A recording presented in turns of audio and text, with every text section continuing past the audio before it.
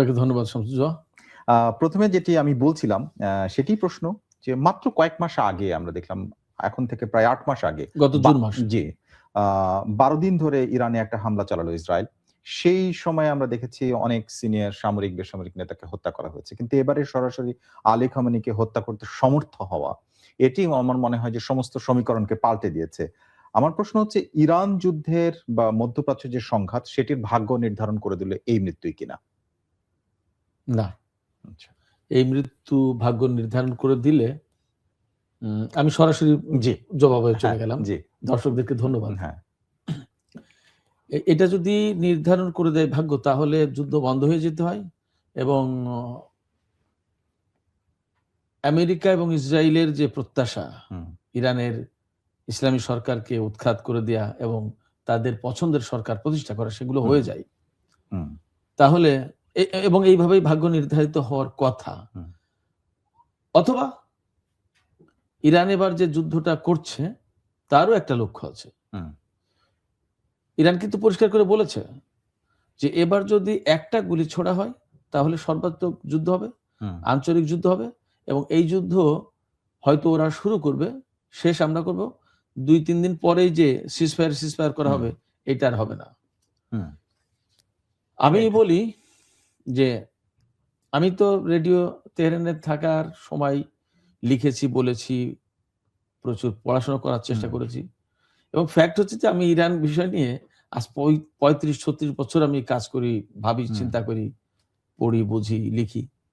তো এতদিনের যে আমার একটা পর্যবেক্ষণ, বলতে পারেন যে নিবিড় একটা পর্যবেক্ষণ, সেই পর্যবেক্ষণের ফিনিশিংটা এইরকম যে ইসরায়েল, আমেরিকা এবং ইরান, এই 3 শক্তির ভেতরে একটা চূড়ান্ত হিসাব নিকাশ হবে এবারে না, একটা হওয়ার কথা।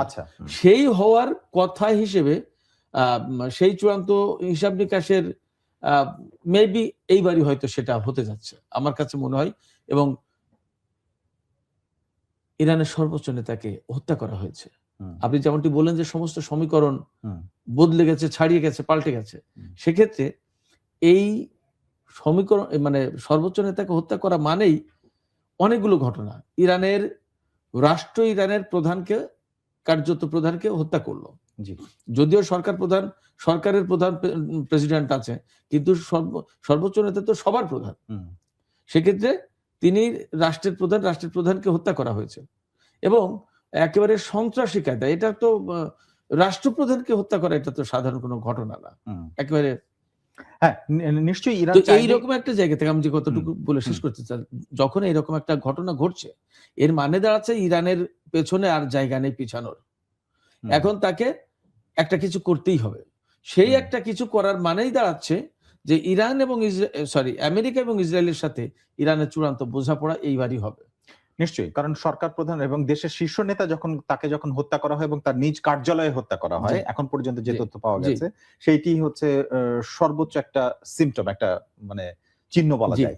এখন আমার প্রশ্ন হচ্ছে, পরবর্তী নেতা কে হতে পারে, যখন এইরকম তিনি তার জীবনের দীর্ঘ সময়ের প্রায় অর্ধেকটা সময় এই ইরানের সর্বোচ্চ নেতার পদে থেকে দায়িত্ব পালন করে আসছেন। এখন প্রশ্ন হচ্ছে, তার ছেলের কথা শোনা যাচ্ছে, মোজতবা খামেনি, এছাড়াও লারিজানি, যিনি ক্ষমতার কেন্দ্রে উঠে আসছেন, এই মুহূর্তে সিদ্ধান্ত গ্রহণের অনেকগুলো গুরুত্বপূর্ণ জায়গায় তিনি আছেন, এছাড়াও আরো অনেকের নাম উঠে আসছে।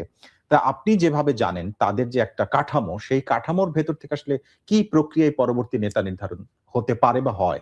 যে প্রক্রিয়ায় নেতা নির্ধারিত হবে সেটা হচ্ছে যে ওখানে অভিভাবক পরিষদ আছে, বিশেষজ্ঞ পরিষদ আছে এবং জাতীয় নিরাপত্তা পরিষদ আছে এবং প্রেসিডেন্টের একটা কনসার্ন থাকে মনে হয়। তো সাংবিধানিক একটা সিস্টেম আছে এবং ওই সাংবিধানিক সিস্টেমটাই ফলো করে সর্বোচ্চ নেতার পদে নতুন কাউকে দায়িত্ব দেওয়া হবে এবং এই নিয়ে জটিলতার কোনো কিছু হবে না সেখানে। এটা মোটামুটি আমি নিশ্চিত বলতে পারি। আর অর্থাৎ সাংবিধানিক কোনো জটিলতা এখানে তৈরি হবে না, রাজনৈতিক কোনো জটিলতা তৈরি হওয়ার কোনো কারণ নেই। এটা সেটেলড ইস্যু। এখন কে হবেন পরবর্তী নেতা, সেটা একটা প্রশ্ন। মোজতবা খামেনির কথা অনেকবারই উচ্চারণ হয়, কথা আসে যে তিনি পরবর্তী নেতা এবং আমি যতদূর যা বুঝি জানি যে এই প্রচারণাটা অনেকটা পশ্চিমা গণমাধ্যমের। আচ্ছা। তো সেক্ষেত্রে মানে অনেকে এইভাবে দেখাতে চেয়েছেন যে তিনি তো এত বছর থাকলেন, পরবর্তীতে তার ছেলেকে উত্তরাধিকার করে দিয়ে যেতে চান, তার মানে খানিকটা রাজতান্ত্রিক একটা ধারার সাথে উনার জীবনটাকে মিলিয়ে দেওয়ার চেষ্টা করে এই অ্যাঙ্গেল থেকেই পশ্চিমা গণমাধ্যম সম্ভবত এই বিষয়টা তুলে ধরে। আমার মনে হয় না যে মোস্তফা খামেনি নির্বাচিত হবে, এবং এই ব্যাপারে তিনি কিন্তু কোন ওই যে যোগ্যতার কোনো বিষয় আছে নাকি তার ছেলের জন্য হবে না, ছেলের জন্য তিনি ছেলে বলে হবেন এই কথা বলা হয়, প্রচার করা হয়, কিন্তু তিনি ছেলে বলে হবেন না এইটাই বরং অনেকটা খানিকটা সত্যি।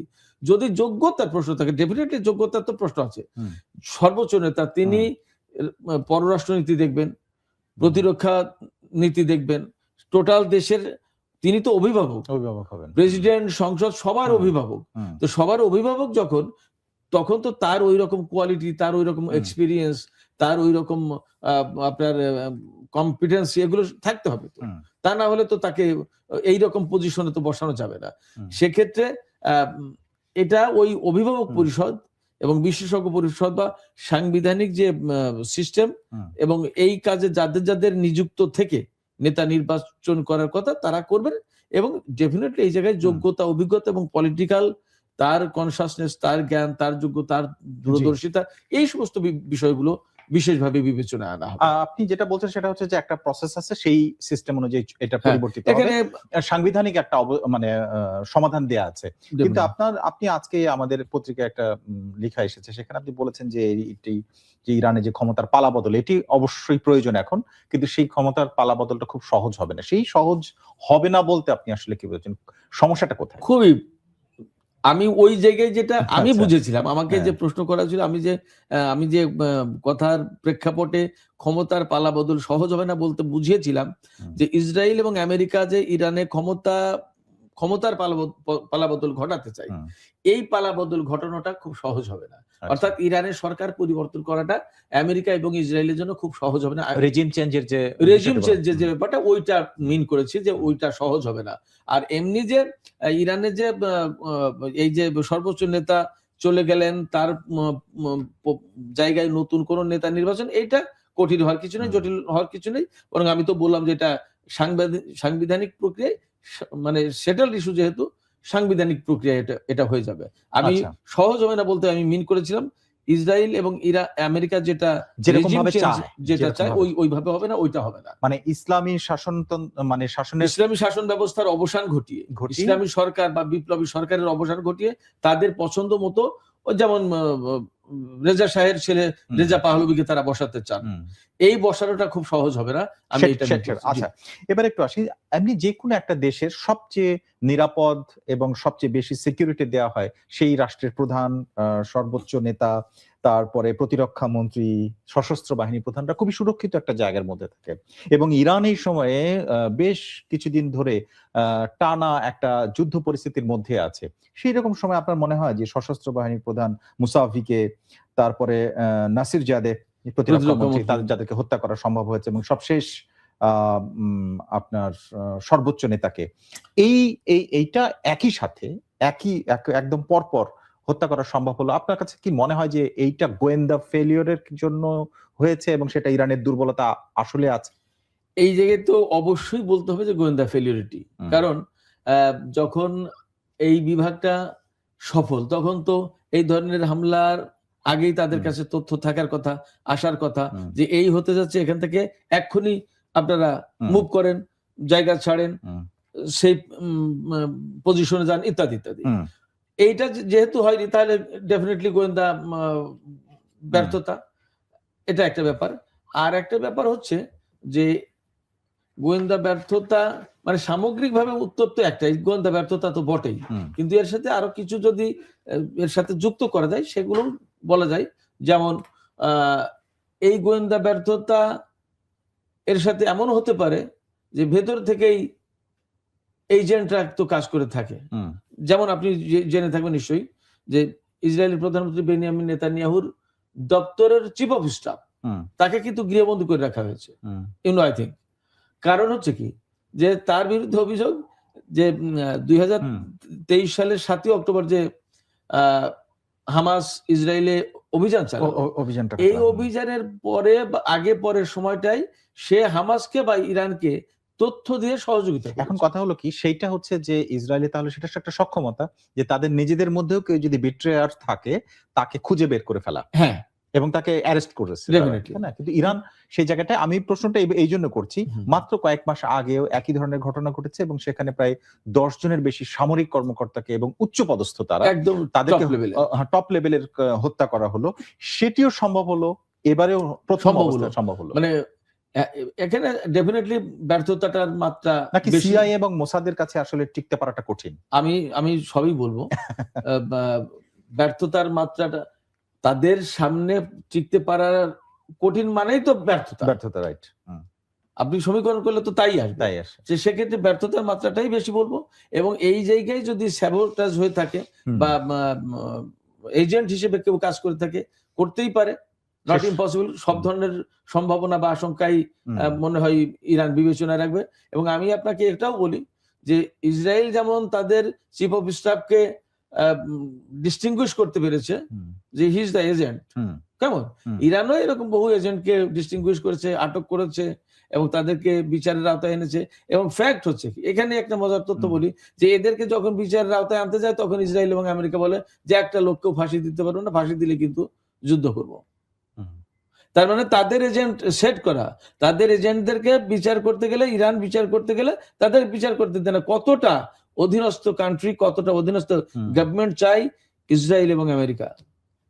ওকে, এবারে একটু আসি এভাবে যে আপনি যেটা এর মধ্যে বলেছেন যে যুক্তরাষ্ট্র প্রথমত ইসলামী শাসন অবসান চায়, যেটা খুব একটা কঠিন হবে না আপনার মন্তব্য। তো আমার প্রশ্ন হচ্ছে যে পর পর একের পর এক যুদ্ধ করছে এবং একের পর এক হামলা করছে, অনেকটা ঘোষণা দিয়ে অনেকটা বোঝা যাচ্ছে যে ইরান এখন তোপের মুখে। এটা এই মরিয়াটা তাহলে কেন? শুধুই রিজিম চেঞ্জ নাকি এর বাইরে আর কি আছে? মানে অনেক কিছু, সেই জিনিসগুলো একটু বলবেন। আমি অনুরোধ করব আপনি আমাকে সময় দেন। প্লিজ বলেন।